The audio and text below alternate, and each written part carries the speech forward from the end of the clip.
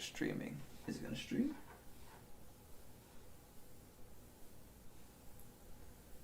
Perfect. My stream is successful. A dog loading Minecraft. So yeah. So how about that stock today? Dude. Did you buy in? No. Oh. Sad.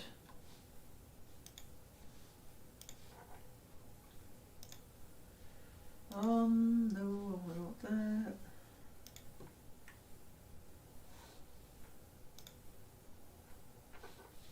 There we go. Dismiss.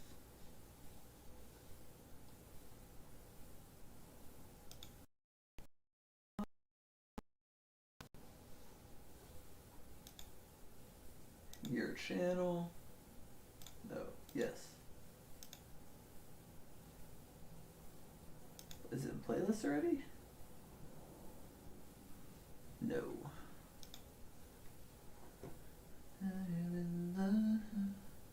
Hello. Hello. Lads, it's raid. Look at Drew. He's fucking here, and then he's not gonna be in raid. I know, it's terrible timing for classes.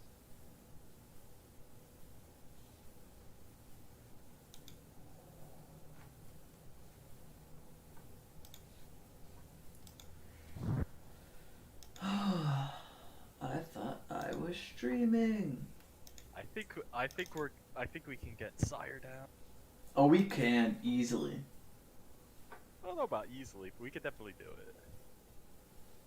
It's very doable. We got to what, 30% at stage 3 on like the last got him poll. to stage 3? Yeah, We with got it to 16 stage 3 people. twice. But I mean, the How number many of healers with 16? Like 5.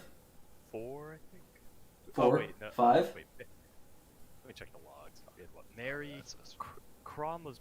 Oh yeah, Mary, Crom, Jackrid, Rage, be, right. It's like, and Onion. Yeah, so 5. so 5. That's probably what did it, just having extra healers sit on the tanks. Because a lot of times Joe or Tree were... Also, we were doing really well, just in general. We had a ton of alts in all night. Didn't we guys? Yeah, we did have quite a few ults. Yeah, You but subbed like them all out to try Sire once or twice. we subbed them all out to do Stone Legion, That and makes then sense, one yeah. shot it. Perfect. Dude, Oh, we do you guys wi- not we- even wipe we- to it, or do you? No, we wiped twice on Artificer because Pick and I forget if it was Jeff or Dan doing the seeds. Oh god. Get Dan doing it. 2 wipes. He's high as Actually, shit. He the doesn't know what first he's one doing. wasn't his. First one wasn't. But I I think was They just needed to figure I out. was pretty constantly out damaging Jay and Dan yesterday.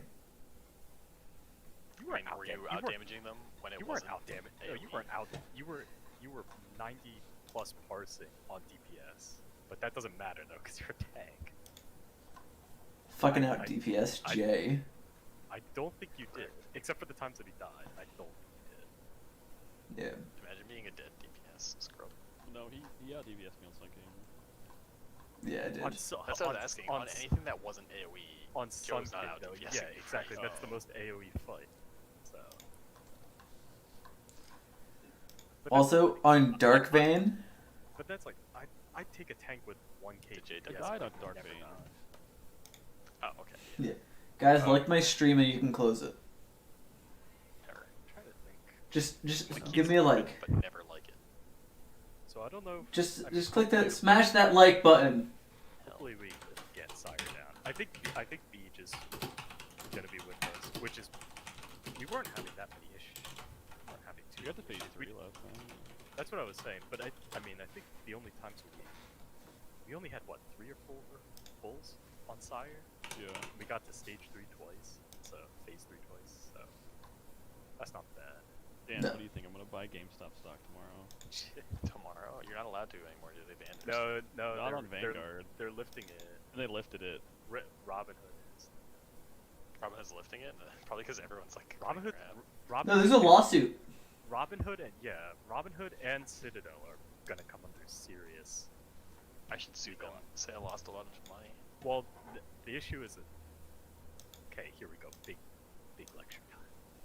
So, all right, what's Robinhood's big shtick, right? Zero commission trading, so you don't have to pay per trade, which most of the time you have to pay to trade. You have to pay a broker Yeah. every trade. Now, Robinhood came out, however, 8 or 9 years ago. It's like, oh, we're gonna offer zero commission trading, and so they have to make money from somewhere, right? You don't make any money if your customers aren't paying you to execute trades for you. So Sounds like a whole lot of their. so what they do is, when you press buy on Robinhood, Robinhood will then sell that order to what's called a market maker. So they're these big computer-driven firms that all they do is match buyers and sellers and can process and I'm talking like millions of dollars of shares in a second because of how powerful the computers are. So what Robinhood does to make money is they sell all of their clients' orders to these market makers, or what people call high-frequency traders, who can execute orders they can buy and sell because they've got really powerful computers way faster than any retail person can. So what they can do is, you can hit, I want to buy 100 shares of Apple at whatever the current price is. That order gets sent to a market maker who then sees the order, automatically trades to bid the price of the stock up even a cent or two, and then your order goes through at the higher price. The market maker sells the share that they bought 1/1000th of a second after you press the button back to you, and they make a hat. And they could do that hundreds of millions of times a day. So that's the way that Robinhood makes money, is they sell all of their customers' order information to these guys that do billions of trades a day. Oh shit.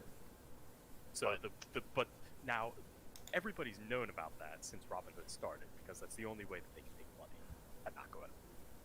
The problem is the majority of the trading activity that they do is with the market making division of Citadel, which is a massive hedge fund. And earlier this week, Citadel took a position in Melvin Capital, the hedge fund that got clobbered. They injected whatever 1.75 billion into Melvin and it getting a piece of the actual revenue share, so they're almost like an equity owner of the company. Who is? And so now Citadel has a vested interest in preventing GameStop's price from going any higher. Because ordinarily Citadel doesn't care. Citadel's market making arm just sees a bunch of orders coming in, and they'll scalp 1/10 of a cent on every trade. So they didn't really care. But now that they have an interest in Melvin, who's massively short GameStop, now they will do all that they can to stop GameStop rising, because then that hurts their bottom line, because they took out that stake in Melvin. And so Robinhood, whose majority of revenue from selling their order to Citadel, surprise, surprise, comes out before market opens today and says, hey, you can't buy GameStop anymore. You can only sell positions that you already have. So that's potentially market collusion. That's why you could see a lawsuit. Yeah. I figured that's why. That's why I'd sue over. But and that's why, like, Robinhood is selling their data to Citadel and to Sigma and all these other big high-frequency trading firms. That's not a crime in and of itself, because you, as a retail investor that use Robinhood, are essentially not paying. But in doing so, by not paying, you're allowing them to sell your order flow to Citadel. But now that Citadel has a vested interest in a particular stock not rising, and if it turns out at all that they pressured Robinhood to limit Which buying on 100%. GameStop, Oh, it happened. It's more about proving That- it, whether it actually happened or not. if that gets proved, they are done. And Citadel is one of the world's biggest hedge funds. They've like 50 to 60 billion of dollars in asset. A hedge fund, could get super. Hell Dan, yes. you're gonna make my fucking YouTube page blow up. Are you streaming my lecture? Yes! Alright, Dude, here we go. watch the stream. The dog is playing Minecraft. Dump on my financial. And now the dog's dancing. But Man, I should've that gotten into Wall Street Bets like a year ago when they called this was gonna happen. And bought But it. that's I the should've thing, just like- kept reading it. But yeah. that's the thing, like the guy that initially bought all this stuff that turned into whatever 43 billion or 43 million earlier this week, like he had to sit on that position, if anything, losing money for over a year while the stock did nothing but go down. So he was sitting on like 50 grand that then became 40 grand that then became 35 and then became 32 and then all of a sudden it went 32 to 600 to 1.2 million to 11 million then, right? So most investors don't have the kind of balls to. Most people are like, oh man, my stock is down 10%. I'm just gonna cut it. This guy had balls of Lead. vibranium. Shit. I guess if he was that confident in it happening, Yeah, right? Like, Jesus Christ. I respect that.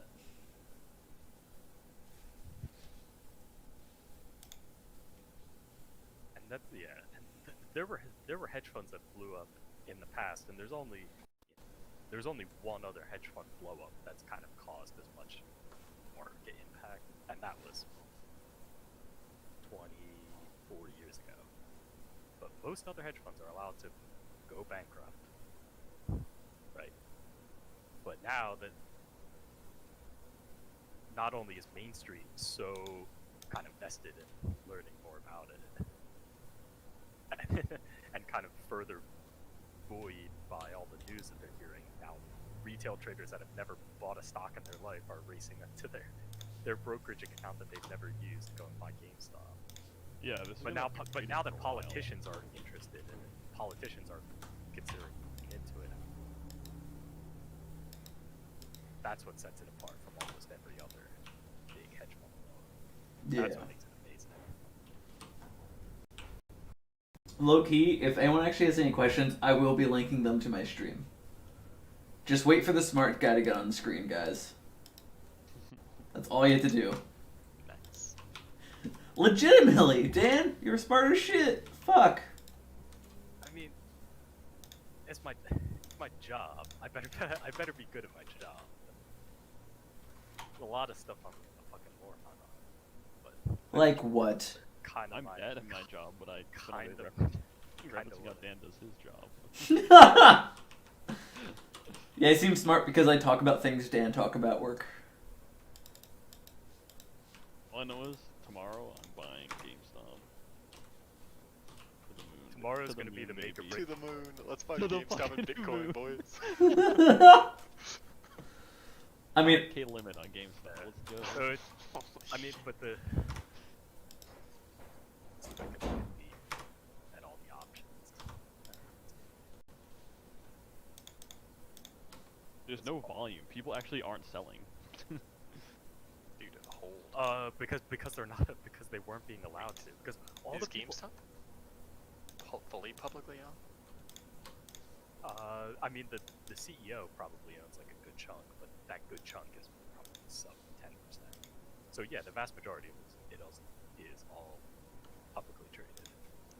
So, Wait, Jay, there was plenty of volume. All right, so the stock closed today at $193. Post market, it is up $136. As soon as you hear Robinhood lifting the ban on trading it, it's gonna soar. Should have Because bought them it- today. But all right, so call. You know what a call option is? No. Okay. Call option.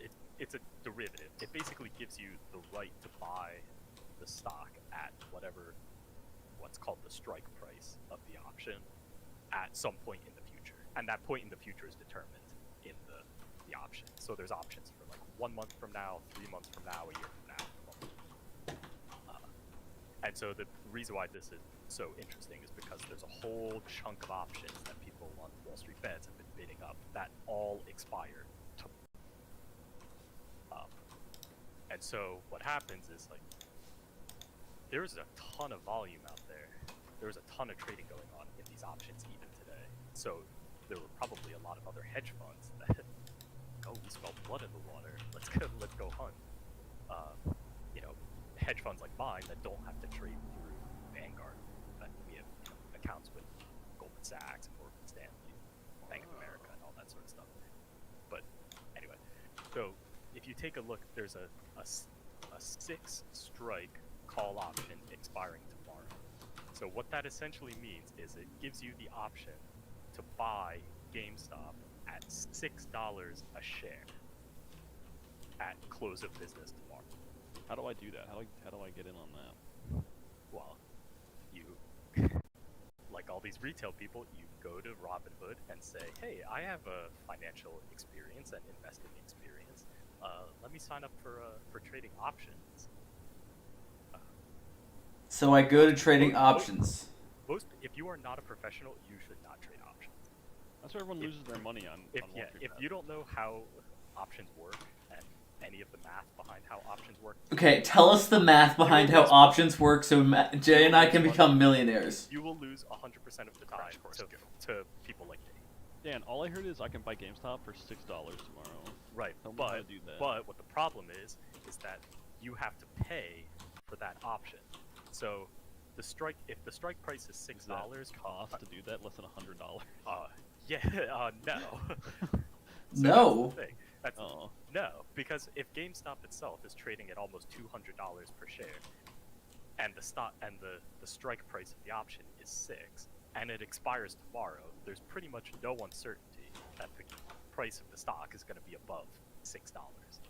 So you take essentially today's price minus $6, right? And then that in theory should be pretty close to the price of the option. So if you wanted to buy an option that gives you the right to buy GameStop for $6 a share tomorrow, you're essentially paying $190 for that privilege. But then if the price goes up, If the price goes right? if the Because you price just goes bought it up, that option could be $196. worth that option could be worth $200, $300 tomorrow, like depending on how much the actual stock goes up. Dan, why didn't you tell us this yesterday? Well, you couldn't have done anything today. You couldn't have gone out and bought it because all the 2 days ago. Why didn't you tell us all 2 the- days all the ago? all the brokers were. I thought I did. I thought I said 5 Did days he? ago. Maybe. Oh no, I asked Jay if he bought some. no.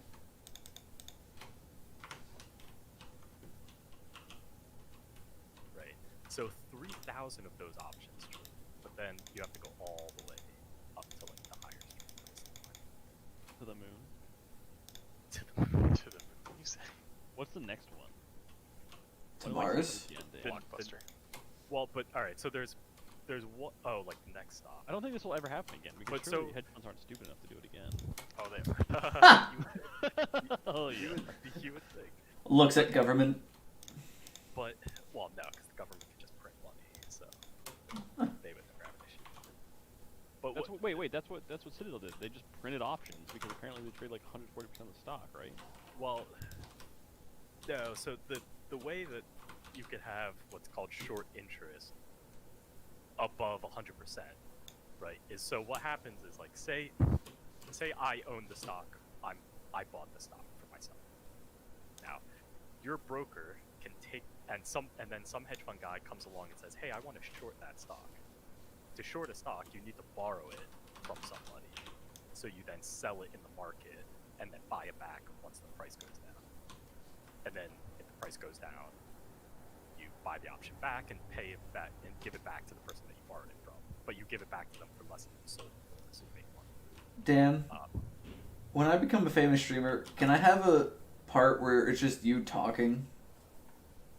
I don't know if people want to listen to that. You want to know what to do, man. Dude, this is so good. People don't want This to is content.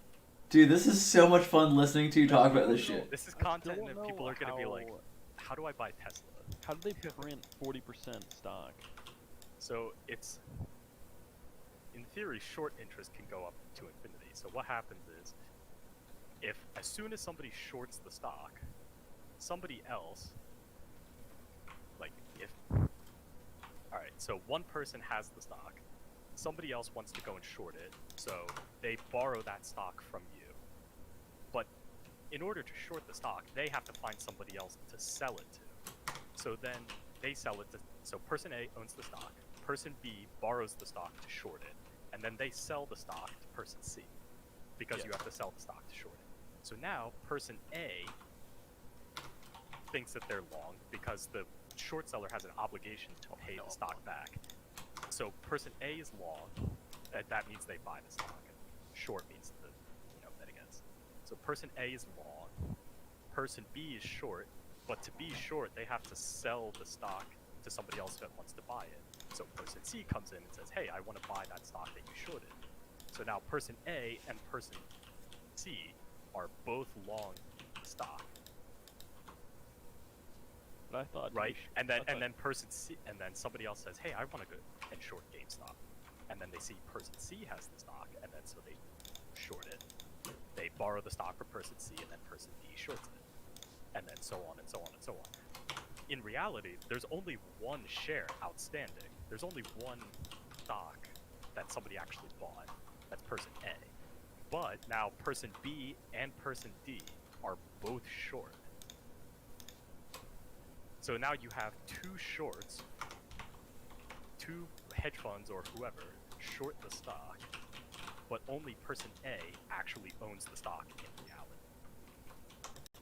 And so if there was only one share of stock for this whole company, that would essentially be 200% short interest. There's one stock outstanding, and it's been lent out over and over again to people that want to short it. So it passes that's through how- their hands. It's not all at once. It goes in series, right? Right, but in a case where you have tens of thousands of market participants, whether it's mutual funds or ETFs or big pension funds or hedge funds or a bunch of retail traders on Reddit, that can and a stock is like GameStop that's got no future business model. This can happen over and over and over again. That's how you can get 140, 200% short interest. And eventually, those people that were short, like remember the fundamental crux of how shorting works is they had to borrow that stock from someone. So person A can come back a year from now and say, hey, I want to sell my stock. And then the broker calls them up and says, oh, we lent that to person B to go and short it. And then person A says, well, that's all fine and dandy, but I want to sell the stock now, so give it back to me. So they can force the shorts to close their position. That's how you get a scenario like this. Oh shit. And Dan says he's nothing good to offer us. Wait, so I never said that. Oh, that's just us. they can just sell it whenever they want? The What person is that it? the person that bought it initially. What's it called? Like, so a short is when someone buys an option against your stock, right? What is it called No. when you lend out your stock? I mean the Like, how does I don't know person if A there's know like they a- lent their stock out, right? How do they know that happened? they don't. That's all done through It's all in the market. background. That's all done on the broker side. So like, if you buy 100 shares of Apple through Charles Schwab, for example, Charles Schwab has all of those stocks on their books, and then some big hedge fund will come by and say, hey, I want to short 100 shares of Apple. So Charles Schwab will lend those shares to this big hedge fund for them to short. And then, but as soon as you want to sell, if Charles Schwab doesn't have more Apple stock like on its books from other investors that they don't lend out, they will have to sell those back in the market and then pay you. So when so they cover their position by buying the stock low to sell back to you. In theory, if you're short, then so say a stock's at $100 and you go short, which means you borrow the stock from somebody at $100, and then the stock goes down to 50. You could then close your position if you're the short by basically buying back stock at $50 and then delivering those shares, because the shares are just a nominal amount, like 50 shares, 100 shares. You could just give those 50 shares back to the original buyer that you borrowed them from.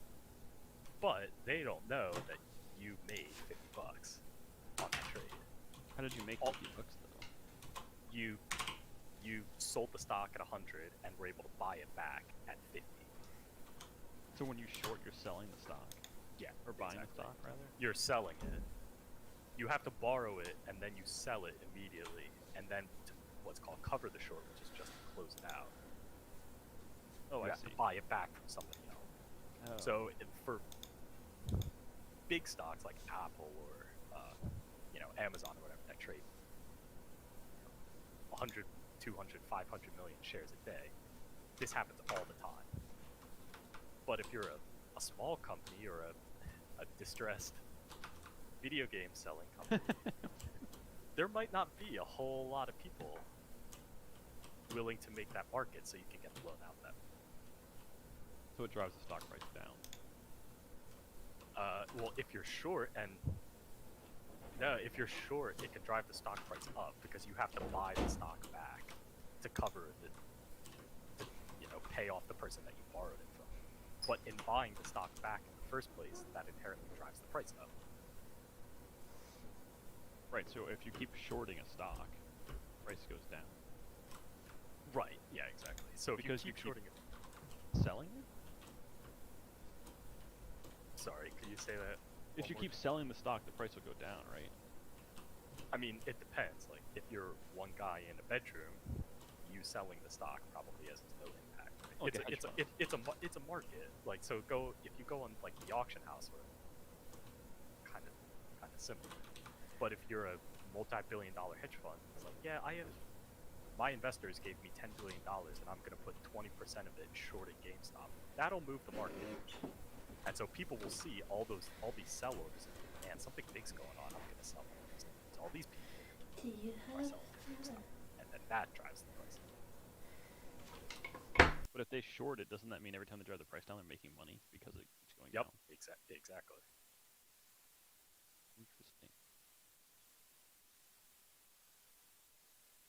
I turn in my Sludge Fist. But what do they do if it goes bankrupt? If Because at that point, if you if the covered your stock goes position, bankrupt, if you the lose stock all goes that money. bankrupt, Do actually, they just not cover? Ignore the mess. Short. Is that what a naked short is? No, a naked short is just shorting without hedging it. So, I mean, what you can just I'm trying to explain this without like. Are you telling us we're dumb? Or Well, no. Okay, but all right. So hedge funds, like their behavior in theory, less so in practice, is in the name hedge. So to be hedged in the market means that you have one position offsetting another, so that your total risk is pretty low. Yeah. So rather than just say buy Apple, right? What you could do is you could buy $100 million worth of Apple and then sell $100 million worth of S&P 500 ETFs, right? Then your bet is not just whether Apple goes up, because if you just buy Apple and Apple goes down, you lose money. But if you buy Apple and then short the S&P or something like that, then you can use futures or ETFs or whatever to do it. Then all Apple has to do is relatively outperform the rest of the market, and you make money. So say the market goes up. If Apple goes up more than the S&P, then you make money. If Apple goes up and the S&P goes up more, you lose money. But because you have $100 million long and $100 million short, that's what's called being hedged. And so that's where hedge fund, the name, kind of comes in. Because you're supposed to have all of these positions that kind of offset each other, so that your total risk is meant to be pretty low. Yeah, but how do you make money then? Well, that's the whole what's called like relative outperformance. So if you buy Apple and short the S&P, that's an inherent bet, but it's not a bet on just Apple outperforming. That's a bet on Apple doing better than the S&P. Or even, more simply, so say you bought Apple and shorted Google. That's a bet on Apple doing better than Google, which is a much less risky trade than buying either Apple or buying Google outright.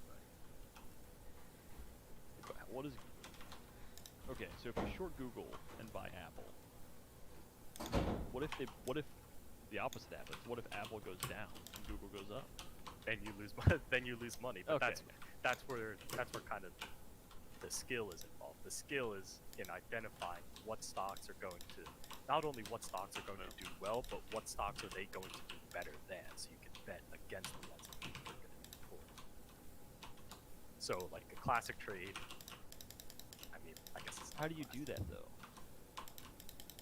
Well, it's just like shorting any other stock. So, if your bet is on, Apple doing better than Google in the next month or so, you go into the market and say, hey, I want to buy a bunch of Apple stock and buy it from somebody, and then say, hey, I want to short a bunch of Google, so let me short a bunch of Google, so you go out, borrow Google stock, and then sell it and buy it back later.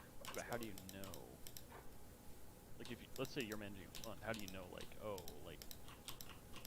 don't know, like Kellogg's is gonna go up next month? Like, do you like call a guy and they tell you? I don't understand how that works. You don't. Basically. You don't. That's what You just guess? Yeah. Yeah. What? I don't understand how that works. But that's the thing. If you know the future, then there is no market. Because if you know if I know Apple is going to be $200 tomorrow, then Apple is going to trade at $200. Because if you know for a fact that the price is going to be 200, there's no point in it being 199 or 201 or 150. If you know for a fact that something's going to happen that's going to make it 200, it'll trade at 200. But Unless, surely, of like, course, when you so do your that's job, nobody knows the future. So it's all about manager skill, kind of identifying what's going to do well, what's going to do poorly, and yeah, but picking those right mixtures. how do you guess? Like, how do you know that though? You have to know the market. Yeah. I feel like I that's mean, just a fancy word for guests. Yes.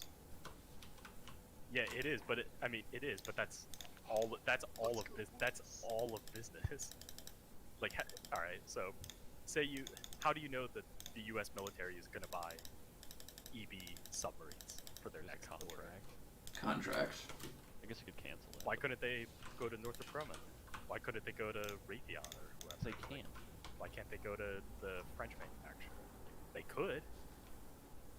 So your doing business is solely you guessing that in the future the U.S. government will continue to buy your submarines. It's a guess. You don't know for a fact that they're gonna. You could have some French-born person, become senior advisor to the president, and they can say, screw Electric Boat. Let's buy submarines from a French company instead. There's no guarantee that they're going to continue to buy from you. Yeah. So everything's a guess by that, unless you have insider information, which is a big crime. I always said that Could've the hedged stock it. market That all is- makes sense to me. I can guess. Right. Well, and that's like, but I'm sure that's there's fine. like math involved. Oh god, yeah. Well, no, but I mean, there's tons of different ways that you could trade. You could be just like fly by the seat of your pants. Those people generally don't last too long, because if you truly don't know what you're doing and you get lucky once, it's very unlikely that you're going to continue to get lucky. Eventually, your Fool me stupidity once. will catch up with you and Can't make fool me again. fool me twice. Yeah, but if fool me once is I made 45 million on GameStop. Jay, what the fuck you cares? should never get into this. Just knowing how your gambling went that one day. Yeah, but the first time I gambled, I got really lucky. Ha So I could pick one stock There and put it is. everything into it. There it Gonna is. win. Now, see, that's just like Beach, alright? Beach was like, man, you know what? Boom, first one trios me a bunch. Then what did he do? He lost 3 times in a row. That's not skill, that's chance. And if all of your bets are determined based purely on chance, oh shit, you're not gonna last very. And so, I mean, but there's loads of different ways that you could do fundamental analysis. You could look at like the financial earnings of a company and say, you know what, I think this company structurally is doing well, and this other company structurally, from all its accounting and cash flow, or you could have a bunch of data that's getting piped into your system and generating all these, you know, hundreds of trades a day, because the price was slightly out of its normal trading range or whatever. Like, oh, the price went down 5% today. It should only go down 5% once every 250 days. So I'm going to buy it because chance of recovery and stuff like that. So there's loads of different ways to go about it. Like there are some hedge fund managers that like barely know how to use a computer. And there's some hedge fund managers that are doing such deep, intensive machine learning that unless you have a PhD in physics or whatever, you would never understand. I'll just put all my money into Wealthfront or whatever it is. Just put all your money into the S&P 500. That's what I pretty much do on my brokerage. That's all anybody our age should do, unless you're being. It goes all into Peloton. Oh my god. Yes. No, Dude. I don't just do S&P. I have like I have 3M and also Activision and Dude, Activision boomed. Sell like viruses or some shit. I did Union Pacific because I figured